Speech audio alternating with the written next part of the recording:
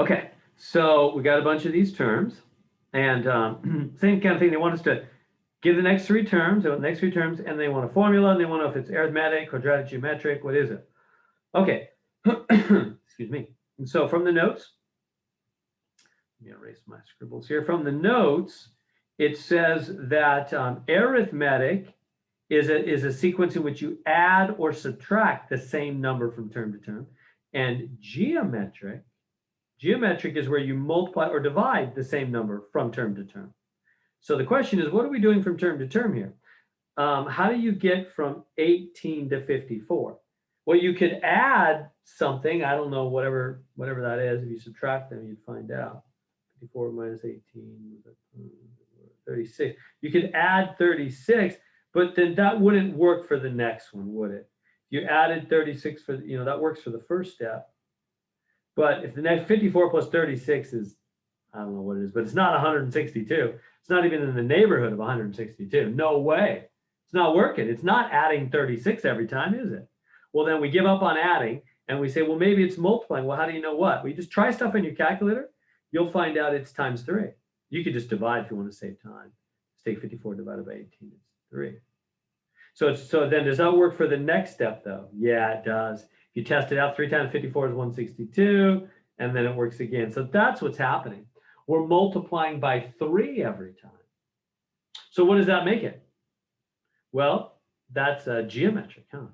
When you're multiplying or dividing by the same number every time, that's a geometric. And then here's the formula for geometric. A sub n is a1 times r to the n minus 1.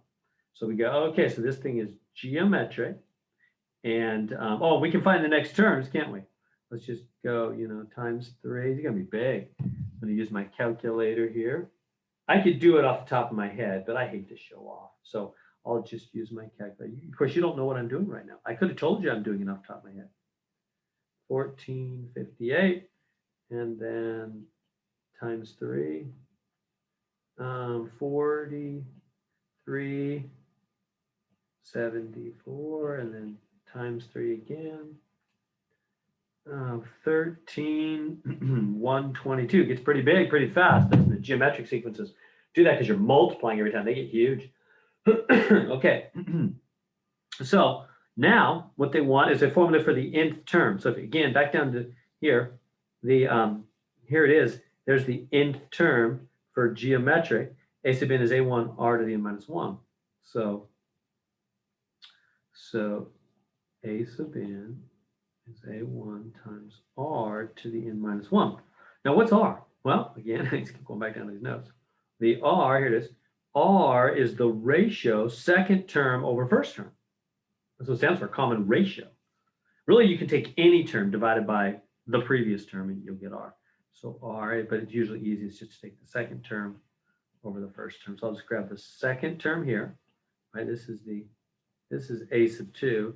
This is a sub 1. So second term, 54 over 18, you'll get 3. It was same thing if I would have taken, 162 over 54, I would have got 3. Any term divided by 3. Why? Because that's the number you're multiplying by every time. So if you divide, you'll get 3, of course. So this means my formula is an is a1. Now what's a1? Well, that's first term, 18, times r. What's the r? 3 to the n minus 1. So there's the formula. It's 18 times 3 to the n minus 1. And you put in this times, with a shift 8, I believe. It's like the asterisk is the times, shift 8. And now, if you get it wrong and it gives you the answer, it might give it with an n instead of n minus 1, but it will take it the way we just did it. So you can just keep working and put it in the way we did it, and it will be right. And so there we go. It's a geometric sequence. By the way, notice how next to geometric it says exponential. I don't know if that made you wonder. I know you know about exponential functions. Now, see how it actually does turn out to be exponential? See how n is in the power zone, exponent zone? So a geometric formula ends up being exponential. That's why they call it that. It's exponential. And by the way, an arithmetic one, which I did on a previous question right here, this one was arithmetic. See how his formula comes out linear, like y equals mx plus b kind of thing? N is just on the main level. whereas this one is exponential. Geometric is exponential. And that's why they say, exponential growth is powerful, explosive. Well, sure enough, look at these terms. They're exploding. They're already to 13,000 by the, whatever that is, the seventh term, I think, right? Because it's an exponential formula, really. Geometric growth, multiplying every time, is geometric growth. It's exponential growth, and it's explosive. So there we go. It's multiplying every time, so that makes it geometric, and we got the geometric formula.